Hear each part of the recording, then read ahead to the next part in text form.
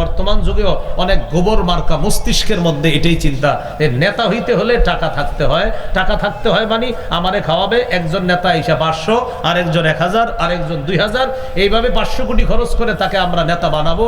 এরপর তিনি এই 500 কোটি উদ্ধার করার জন্য রডের পরিবর্তে বাঁশ দিবে।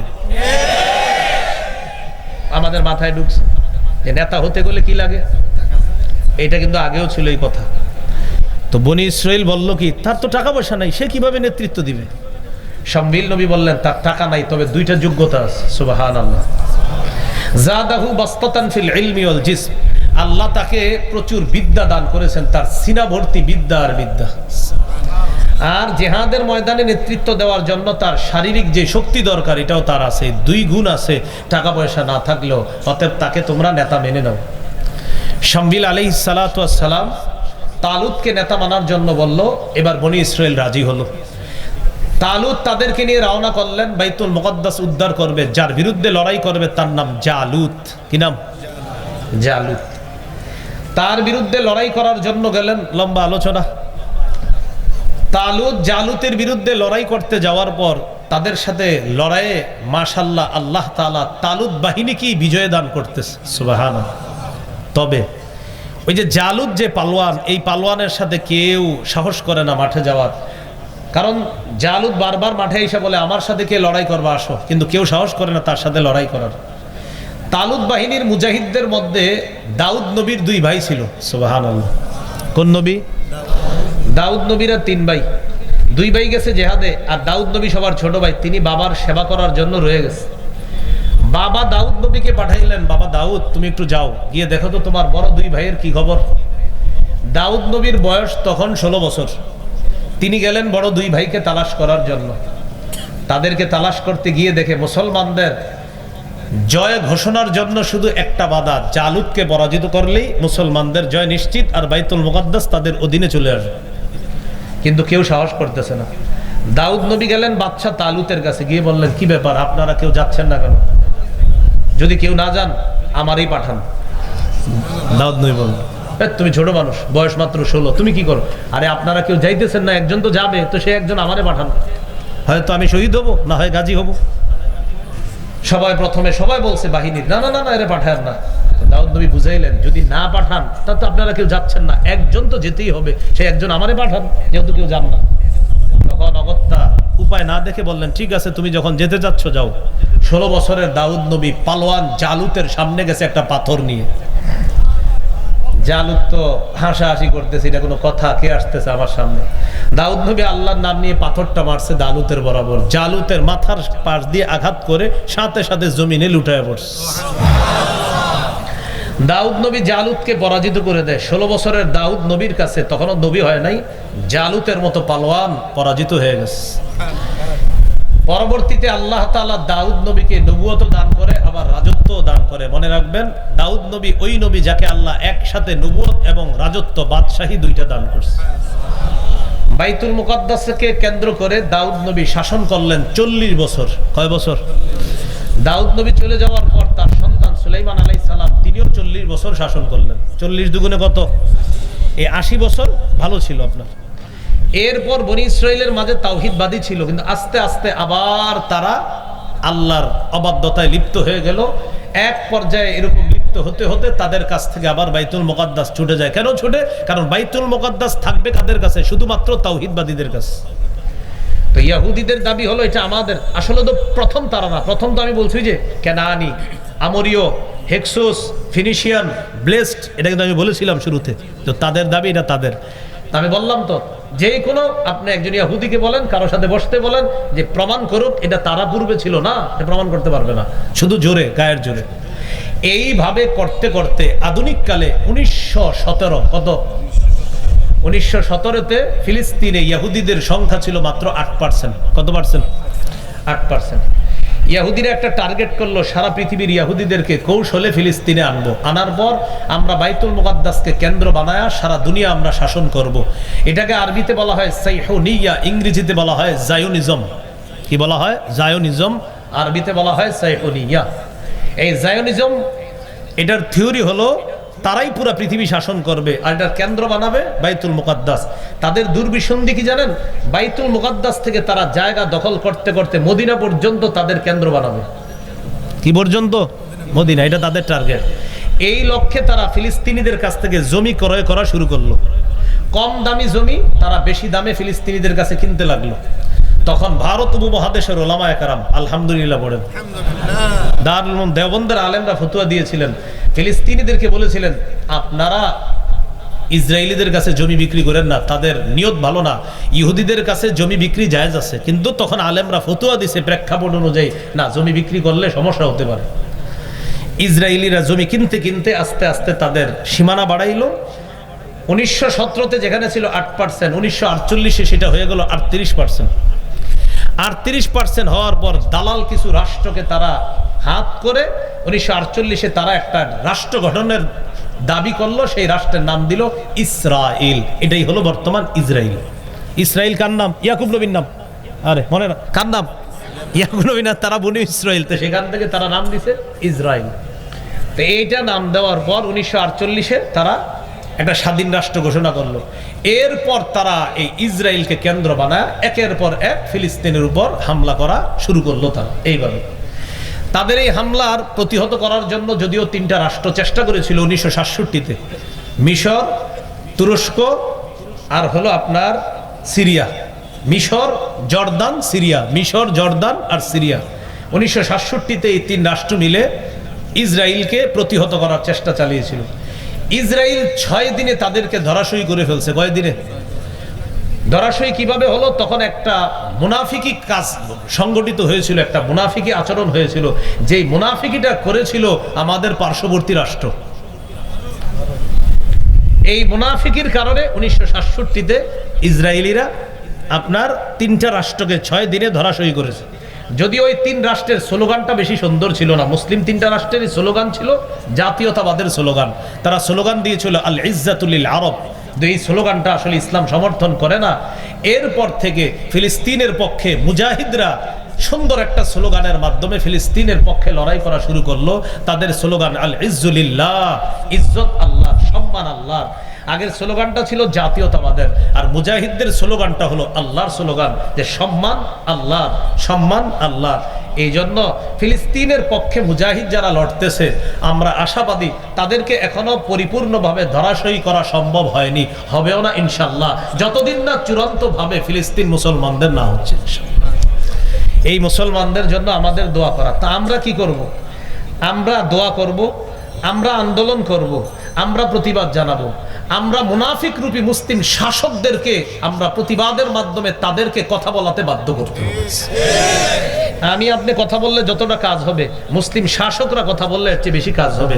কিন্তু অজানা এক কারণে মুসলিম শাসকরা এখানে নীরবতা পালন করে। আল্লাহ তাদেরকে শুভ বুদ্ধি দান করেন। মনে আসেনি কোত্থেকে গেলাম? গুনাহ মাফের 4 নাম্বার উপায় আল্লাহ রসুলের আনুগত্য করা সর্বক্ষেত্রে। ব্যক্তি জীবন, পারিবারিক জীবন, সামাজিক জীবন, অর্থনৈতিক জীবন, রাষ্ট্রীয় জীবন, আন্তর্জাতিক জীবন। আমাদের বর্তমান আন্তর্জাতিক ইস্যু হলো ফিলিস্তিন। তারা আমাদের ভাই। এই ভাইদেরকে ভাই মনে করে আল্লাহ রসুলের আদর্শ আমরা দুনিয়াতে প্রতিষ্ঠিত করার চেষ্টা চালাবো ইনশাআল্লাহ। আল্লাহ আমাদের কথাগুলা মনে রাখার তৌফিক দান করেন। সংক্ষেপে যা বললাম ফিলিস্তিনের ব্যাপারে, যতটুকু মনে থাকে রাখবেন, খালি এতটুকু মনে রাখবেন, তারা যেই দাবিতে বলে বাইতুল মুকাদ্দাস, তাদের দাবিটা কি সঠিক না ভুল সম্পূর্ণ? কারণ আমি হিস্টোরি বললাম যে প্রথমে আসলে কারা ছিল সেখানে। সূরা আলী ইমরানের 31 নম্বর আয়াতে আল্লাহ বলেন, কুল ইন কুনতুম তুহিব্বুনাল্লাহ ফাত্তাবিউনি ইউহিব্বুকুমুল্লাহ ويغفر لكم ذنوبكم والله غفور رحيم। নবী আপনি বলেন, যদি তোমরা আল্লাহকে ভালোবাসো তাহলে আমার অনুসরণ করো। যদি আমি নবীর অনুসরণ করো, আল্লাহ তোমাদেরকে ভালোবাসবেন। ওয়াগফির লাকুম যুনুবাকুম, তোমাদের জিন্দেগীর সব গুনাহ মাফ করে দিবেন। গুনাহ মাফের 5 নাম্বার উপায় আযান দেওয়া। কি দেওয়া? আযান দেননি? এই জায়গায় যারা আছেন জীবনে একবার হলে আজান দিয়েছেন কারা কারা? মাশাআল্লাহ সবাই। আর এখন বর্তমানে নিয়মিত আজান কারা দেন দেখি? মুয়াজ্জিন সাহেব যারা আছেন, মাশাআল্লাহ। হাদিসে আসছে টানা 12 বছর আজান দিলে ওয়াজাবাত লাহুল জান্নাহ, জান্নাত ওয়াজিব। আবু দাউদের 515 নম্বর হাদিস, قال رسول الله صلى الله عليه وسلم المؤذن يغفر له مدى صوته ويشهد له كل رطب ويابس। মুয়াজ্জিনের আযানের আওয়াজ চারপাশে যেই পরিমাণ যায় এই পরিমাণ পর্যন্ত মুয়াজ্জিনের গুনাহ ক্ষমা করে দেওয়া হয়। মুয়াজ্জিনের আযানের আওয়াজ আল্লাহর যত ভিজা সৃষ্টি, শুষ্ক সৃষ্টি, মুয়াজ্জিনের আযান এই ভিজা সৃষ্টি আর শুকনা সৃষ্টি যাদের পাশ দিয়ে মুয়াজ্জিনের আযানটা যায়, এই সৃষ্টিগুলোও কিয়ামতের ময়দানে মুয়াজ্জিনের পক্ষে আল্লাহর কাছে সাক্ষী দিবে। তাহলে 5 নাম্বার গুনাহ মাফের উপায় আযান দেওয়া। 6 নাম্বার 2 রাকাত নামাজ পড়া। এই আমলটা দেরি করেন না, আজকেই পারলে করেন। 2 রাকাত নামাজ বাসায় গিয়ে আজকে করবেন। সবাই খালি নিয়ত করে যে কালকে করব, পরে আগামী বছর জিগাইলেও আপনার বলে যে না এখনো করি নাই। 2 রাকাত নামাজ যদি পারেন আজকেই পড়বেন ইনশাআল্লাহ।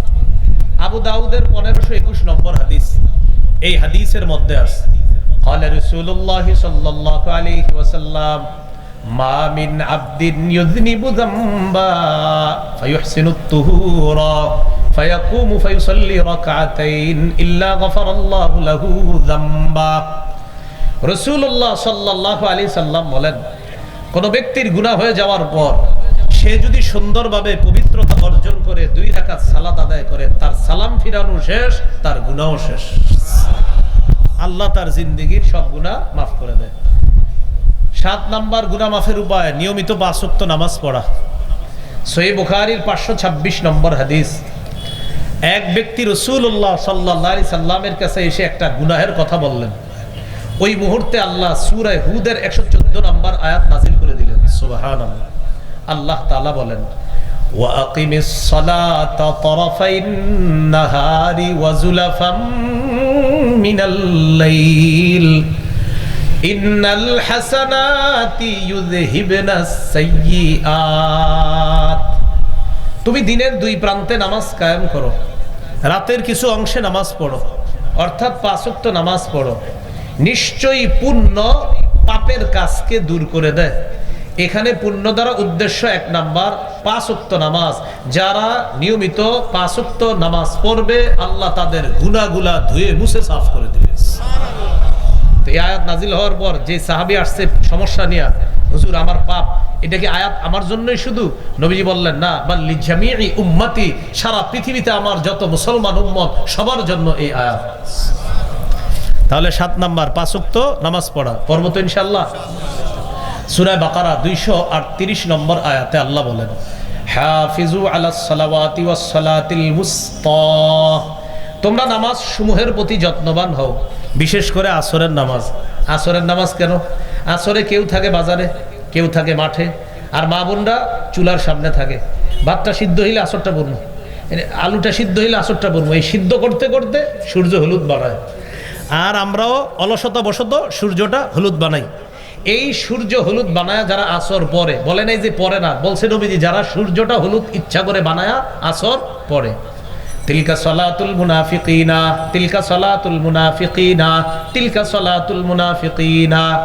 নবী বলেন যারা ইচ্ছাকৃতভাবে সূর্য হলুদ বানায়া আসর পরে, এটা মুনাফিকের নামাজ, এটা মুনাফিকের নামাজ, এটা মুনাফিকের নামাজ।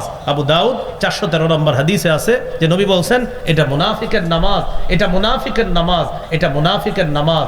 কামা ফানাকরা আরবাআ, দাঁড়ায়া কোনো মতে মোরগের মতো 4টা ঠোকর দেয়, আল্লাহু আকবার, সামি আল্লাহু আকবার, আল্লাহু আকবার, 4টা ঠোকর দেয়। ওই যে সূর্য ডুবে ডুবে তো তাড়াতাড়ি আপনার 4 রাকাত নামাজ পড়ে। নবীজি সাল্লাল্লাহু আলাইহি সাল্লাম বললেন এটা মুনাফিকের নামাজ। বলেন ভাই ভুলগুলো তো আমাদের হয়ে যাচ্ছে, হ্যাঁ? এটা যেন ইচ্ছাকৃত ভাবে না হয়, আল্লাহ আমাদেরকে হেফাজত করেন। এশার নামাজ, ফজর নামাজ, এই 2 নামাজে গুরুত্ব বেশি দিতে হবে। সব নামাজ তো পড়বো আমরা, কিন্তু এই 2 নামাজ কেন? সাধারণত শয়তান ধোঁকা দিয়ে এশাটা পড়ায় না। শয়তান বলে এই তাড়াতাড়ি এশা পড়বি কে, আরো সময় আছে না? তো পরে আপনার 10টা বেজে যায়, পরে আবার চিন্তা করে অমুক মসজিদে না পাশে ছোট্ট একটা রুমে জামাত হয় মাঝে মাঝে, তুমি ওইটাতে গিয়ে পড়বা। আবার শয়তান ধোঁকা দেয়, তো ধোঁকা দিতে দিতে 12টা বাজায় ফেলে। তো উনি চিন্তা করে নামাজটা পড়ি, শয়তান কয় এই 12টার পরেও এশা পড়া যায়, অপেক্ষা করো। এইভাবে হজরতে আপনার হঠাৎ ঘুমায় যায়, ওইটা থেকে সকাল 10টা। এই শয়তান ধোঁকা দিয়ে এশাটা পড়ায় না। আবার ফজরের সময় কি করে? হাদিসে আসছে শয়তান রাতের বেলা কি করে? বুখারীর বর্ণনা, আলাইকা লাইলুন তবিল ফারকুদ, শয়তান গিট মারে এই জায়গায়, মাথার খুলিতে 3টা গিট মারে আর বলে ফারকুদ, এই ঘুমাও ঘুমাও ঘুমাও ঘুমাও। হাদিসে আসছে তোমাদের কেউ যখন ঘুমাও তখন কি করে, শয়তান 3টা গিট মারে এখানে আর বলে আলাইকা লাইলুন তবিল, এই রাত অনেক লম্বা আছে, ঘুমাও ঘুমাও আরো ঘুমাও, এরকম বুঝায় আপনার শয়তান। দেখবেন ফজরের সময় শরীর এত ভালো লাগে, ও মেসেজ করে দেয় যে ঘুমাও। তো যখন আপনি উঠা যান, উঠা যখন দোয়াটা পড়েন সাথে সাথে 3 গিটের 1 গিট খুলে যায়। যখন ওযু করেন 2 নাম্বার গিট খুলে যায়, রইল কয়টা? একটা। যখন ফজর পড়েন তখন আপনি বুখারীর বর্ণনা ফাসবাহা নাশিতান নাফসি, তখন উৎফুল্ল মনে তার সকালটা শুরু হয়।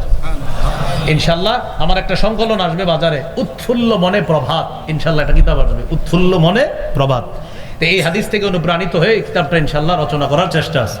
তো উৎফুল্ল মনে সকালটা তার শুরু হয়। তাহলে 3 গিট খুলে কিভাবে? উইঠা দোয়া পড়লেন 1 গিট, ওযু করলেন আরেক গিট খুলে, নামাজ পড়লে আরেক গিট খুলে। সত্যি সত্যি দেবেন ফজরটা পড়ার পর শরীরের মধ্যে একটা চাঙ্গা ভাব কাজ করে। আল্লাহ আমাদের সকলকে এশা ফজর অন্যান্য নামাজের পাশাপাশি এই 2টা সালাত আর ওই যে আসর এগুলা গুরুত্ব দেওয়ার তৌফিক দান করেন। রাসূলুল্লাহ সাল্লাল্লাহু আলাইহি সাল্লাম বলেন, মান সাল্লাল ইশা ফি জামাআহ, কেউ যদি এশার নামাজ জামাতে পড়ে ঘুমায়ও থাকে, অর্ধেক রাত জেগে ইবাদত করার সওয়াব আল্লাহ দান করবেন। ওয়া মান সাল্লাল গাদাতা ফি জামাআহ ফাকান্নামা সাল্লাল লাইলা কুল্লাহ, কেউ যদি ফজরের নামাজ জামাতে পড়ে আল্লাহ তাকে সারা রাত নামাজ পড়ার সওয়াব দান করবেন। আপনি এশা জামাতে পড়ে ঘুমায় গেছেন, ঘুম থেকে উইঠা ফজর পড়ছেন আর সারা রাত কোনো ইবাদত করেন নাই, এশার নামাজ জামাতে পড়ে ঘুমায় গেছেন, উইঠা ফজর পড়ছেন, বাস এই 2টা নামাজ আপনি জামাতে পড়ছেন। নবীজি বলেন তুমি সারা রাত ইবাদত করলে যেই সওয়াব হইতো ওই সওয়াব আল্লাহ দিবেন। তাহলে 5 ওয়াক্ত নামাজে গুরুত্ব দেওয়া, কতগুলো? 7। 8 নাম্বার জামাতের সাথে নামাজ পড়া। এক ব্যক্তি নবীজির কাছে আসছে, সহিহ মুসলিমের বর্ণনা, আয়েশা বলতেছে আকিম আলাইয়া হাদ্দা, হুজুর আমি তো শেষ। কি হয়েছে তোমার? আমি এমন এক পাপ করছি, আপনি এই মুহূর্তে বিচার না করলে আমি শেষ, আপনি বিচার করেন। ইতিমধ্যে জামাত দাঁড়ায় গেছে, নবীজি ইমামতি করলেন, নামাজ পড়াইলেন। নামাজের পর নবীজি বললেন আহাদারতাস সালাতা মানা, আচ্ছা এই তুমি কি আমাদের সাথে জামাতে নামাজ পড়ছো? তিনি বললেন জি। ও তুমি যে সমস্যা নিয়ে আমার কাছে আসছিলা জামাতে নামাজ পড়ার কারণে আল্লাহ মাফ করে দিয়েছে। সুবহানাল্লাহ। এই হলো 8 নাম্বার জামাতে নামাজ পড়া। গুনাহ মাফের 9 নাম্বার উপায়, গুনাহ হয়ে গেলে সাথে সাথে একটা ভালো কাজ করা। আমি কিন্তু বলি নাই গুনাহ করে ফেললে, বলছি গুনাহ হয়ে গেলে। কারণ এক চালাক মানুষ আছে, এরা আবার কি করবে, এই বয়ান উল্টা বুঝা এখন থেকে একটা গুনাহ করবে, ভালো কাজ করবে। বিষয়টা কিন্তু এমন না, আমি বলছি গুনাহ হইলে। মুসলমান গুনাহ করতে পারে না, মুসলমানের গুনাহ শয়তানের ধোঁকায় হতে পারে। একটা গুনাহ হয়ে গেলে সাথে সাথে একটা ভালো কাজ করা। তিরমিজির হাদিস 1887 নম্বর হাদিস, রাসূলুল্লাহ সাল্লাল্লাহু আলাইহি সাল্লাম আবু যর গিফারি রাদিয়াল্লাহু তাআলা আনহুকে বলেন ইত্তাকিল্লাহা হাইসুমা কুনতা, যেখানে থাকো আল্লাহকে ভয় করো। ওয়া আতবিইস সাইয়্যাতাল হাসানাতা তামহুহা, খারাপ কাজ হয়ে গেলে ভালো কাজ করবা, তোমার ভালো কাজটা খারাপ কাজকে মিটাইয়া দিবে। ওয়া খালিকিন নাসা বিখুলুকিন হাসান, উত্তম আচরণ করবা মানুষের সাথে। গুনাহ মাফের 10 নাম্বার উপায় জিকিরের মজলিসে বসা। এই যে মজলিসে আছেন এটা জিকিরের মজলিস। সহিহ বুখারীর 6408 নম্বর হাদিস, এই হাদিসে আসছে ফেরেশতারা এই মুহূর্তে আমাদের এই পুরা গোটায় যারা দাঁড়িয়ে আছি বসে আছি পুরা মজলিসটাকে ঘেরাও করে আল্লাহর আসমান পর্যন্ত চলে গেছে। আল্লাহ তাআলা হাদিসের শেষে আসছে, আল্লাহ ফেরেশতাদেরকে বলেন ইশহাদু আন্নী কাদ গাফারতু লাহুম, রূপসা ওই মাঠে যে মানুষগুলো একত্রিত হয়েছে তোমরা সাক্ষী থাকো আমি আল্লাহ তাদেরকে মাফ করে দিলাম। তাহলে 10 নাম্বার জিকিরের মজলিসে বসা। 11 নাম্বার সর্বশেষ জিকির করা। কি করা? জিকির করা। আহাব্বুল কালামি ইলাল্লাহি আরবা, আল্লাহর কাছে 4টা বাক্য জিকির সবচেয়ে পছন্দের। সুবহানাল্লাহ, আলহামদুলিল্লাহ, লা ইলাহা ইল্লাল্লাহ, আল্লাহু আকবার। এই 4টার মধ্যে আবার সবচেয়ে শ্রেষ্ঠ কোনটা? আফজালুয যিকরি লা ইলাহা ইল্লাল্লাহ, সবচেয়ে শ্রেষ্ঠ জিকির হলো লা ইলাহা ইল্লাল্লাহ। একবার মুহাব্বতের সাথে পড়ি তো আমরা, লা ইলাহা ইল্লাল্লাহ। বাস। তিরমিজির 3592 নম্বর হাদিস, রাসূলুল্লাহ সাল্লাল্লাহু আলাইহি সাল্লাম বলেন কোন ব্যক্তি ইখলাসের সাথে একবার লা ইলাহা ইল্লাল্লাহ পড়লে ইল্লা ফুতিহাত লাহু আবওয়াবুস সামা হাত্তা তুফজিয়া ইলাল আরশ, আসমানের সবগুলা দরজা খুলে দেওয়া হয় তার লা ইলাহা ইল্লাল্লাহ যেন আরশ পর্যন্ত পৌঁছে যায়। সুবহানাল্লাহ। তাহলে পড়বো তো ইনশাআল্লাহ। এবার আমার সাথে বলেন 5 ওয়াক্ত নামাজের পর 33 বার সুবহানাল্লাহ, 33 বার আলহামদুলিল্লাহ, 33 বার আল্লাহু আকবার, 3-33 বলেন 99 বার পড়ার পর 100তম বারে এই দোয়াটি পড়ব। পড়েন লা ইলাহা ইল্লাল্লাহু ওয়াহদাহু লা শারীকা লাহ লাহুল মুলকু ওয়া লাহুল হামদু ওয়া হুয়া আলা কুল্লি শাইইন কাদির গফিরাত খাতায়াহু ওয়া ইন কানাত মিসলা জাবাদিল বাহরি, সমুদ্রের ফেনা পরিমাণ গুনাহ আল্লাহ মাফ করে দেন। আরেকটা 100 বার পড়বেন ডেইলি। সহিহ বুখারী 6405 নম্বর হাদিসে আছে রাসূলুল্লাহ সাল্লাল্লাহু আলাইহি সাল্লাম বলেন, কেউ যদি দৈনিক 100 বার এটা পড়ে সুবহানাল্লাহি ওয়া বিহামদিহি, বাস আবার সুবহানাল্লাহি ওয়া বিহামদিহি, সুবহানাল্লাহি ওয়া বিহামদিহি, এতটুকুই 100 বার, তার সমুদ্রের ফেনা পরিমাণ গুনাহ আল্লাহ মাফ করে দেন। মনে থাকবেন ইনশাআল্লাহ। তাহলে গুনাহ মাফের 11টা কারণ জানলাম, 70টার বেশি কারণ আছে, 11টা কারণ জানলাম। ইনশাআল্লাহ 2-3 মাস বা 4-5 মাসের মধ্যে আমার একটা সংকলন আসবে, নাম পাপ। কি নাম? একটা কিতাব আসবে পাপ। এই পাপের মধ্যে ইনশাআল্লাহ আশা করি 70টার বেশি আরো কারণ আপনারা পাবেন। পাপ একটা কিতাবে আসবে, নাম হবে পাপ, ওখানে ইনশাআল্লাহ পাবেন। আজকের যে আলোচনাগুলো আপাতত এইগুলা, আমার একটা সংকলন আছে মিম্বরের আমানত, 1 থেকে 10 খণ্ড। আজকের আলোচনাগুলো পাবেন 9ম খণ্ডের শেষ আলোচনা, আর 10ম খণ্ডের আলোচনা হলো এখন থেকে কোরবানি পর্যন্ত কিভাবে কাটাবেন, কোরবানির গরুর কালারটা কেমন হবে, পা কেমন হবে, নাক চোখ কেমন হবে, 10 নম্বর খণ্ডের আলোচনা। হজের আলোচনা, মুহররম মাসকে কেন্দ্র করে অনেকে চিন্তা করে মনে বিয়ে দেওয়া যাবে না, আসলে কথাগুলো সঠিক কিনা, এটা 10 নম্বর খণ্ডের আলোচনা।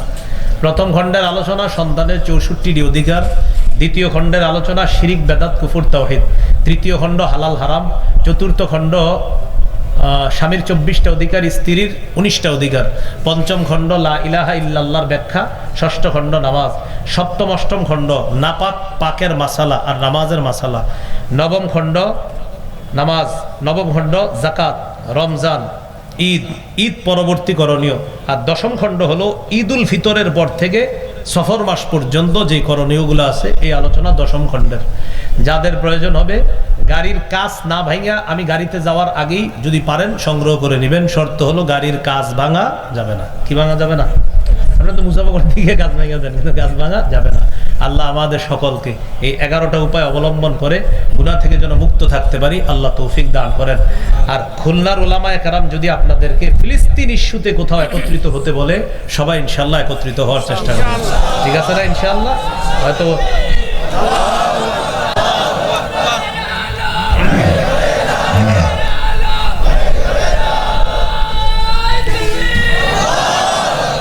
কিতাবের নাম হলো মিম্বরের আমানত। কি নাম? মিম্বরের আমানত। উলামায়ে হযরত সহ সর্বসাধারণ সবার জন্য, নারী পুরুষ সবার জন্য, সবার জন্য এটা। জি আলহামদুলিল্লাহি রাব্বিল আলামিন ওয়াল আকিবাতু লিল মুত্তাকিন ওয়াসসালাতু ওয়াসসালামু আলা সাইয়্যিদিল আমবিয়া ওয়াল মুরসালিন ওয়া আলা আলিহি ওয়া আসহাবিহি আজমাইন। রব্বানা যালামনা আনফুসানা ওয়া ইল্লাম তাগফির লানা ওয়া তারহামনা লানাকুনান্না মিনাল খাসিরিন। রব্বিরহামহুমা কামা রাব্বায়ানি সগীরা। মাবুদ মেহেরবান মাওলা, রূপসা যুব সমাজের এই আয়োজনকে আপনি কবুল করে নেন। আল্লাহ, আজকে এখানে যারা উপস্থিত হয়েছে মাওলা, সবার সাথে আপনি আমাকে জান্নাতে দেখা করায়া দিয়েন। আল্লাহ, এই আরজিটা আপনি কবুল করে নেন। আল্লাহ, এই আরজিটা আপনি কবুল করে নেন। আল্লাহ, এই ভাইদের সাথে আবার জান্নাতে দেখা করায়া দিয়েন। আল্লাহ, এই ভাইদের সাথে আবার জান্নাতে দেখা করায়া দিয়েন। আল্লাহ, এই আরজিটা আপনি কবুল করে নেন। ঈমান ইসলামের উপর অটল থাকার তৌফিক দান করেন, কুফর শিরিক থেকে বাঁচার তৌফিক দান করেন। আল্লাহ, গাজার মুসলমানদেরকে হেফাজত করেন। আল্লাহ, ফিলিস্তিনের পক্ষে যে মুজাহিদরা লড়তেছে, আল্লাহ তাদেরকে আপনি আসমানি সাহায্য করেন। আল্লাহ, মুসলিম নেতৃত্বে যারা আছে ফিলিস্তিনের পক্ষে কথা বলার তৌফিক দান করেন। আল্লাহ, জানমাল নিয়ে আমরাও যেন তাদের পাশে দাঁড়াতে পারি তৌফিক দান করেন। আল্লাহ, কত আরামে এই জায়গায় কোরআন হাদিসের আলোচনা শুনছি মাওলা। ফিলিস্তিনিরা মুহূর্তে মুহূর্তে হিসাব ঘষে কখন মৃত্যু হবে। আল্লাহ আল্লাহ, তারা তাদের নাম শরীরের বিভিন্ন জায়গায় লিখে রাতে ঘুমায়, কারণ মৃত্যুর পর যদি চেহারা দেখে চেনা না যায়, এই জন্য নাম লিখে রাখে শরীরে।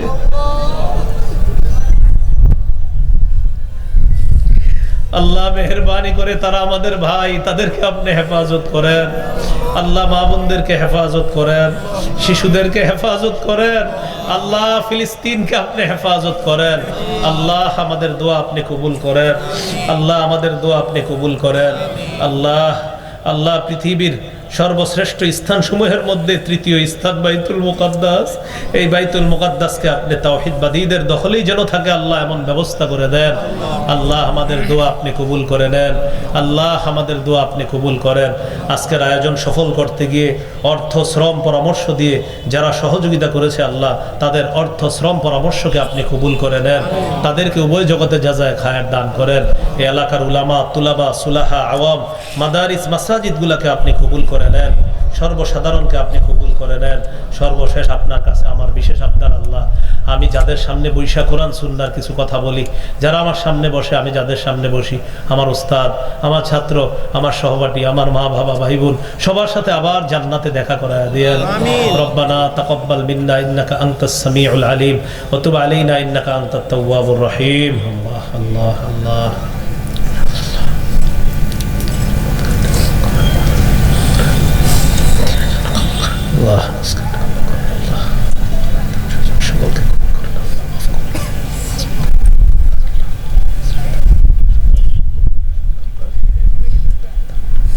سبحان ربك رب العزة عما يصفون، سلام على المرسلين، الحمد لله رب العالمين. السلام عليكم ورحمة الله.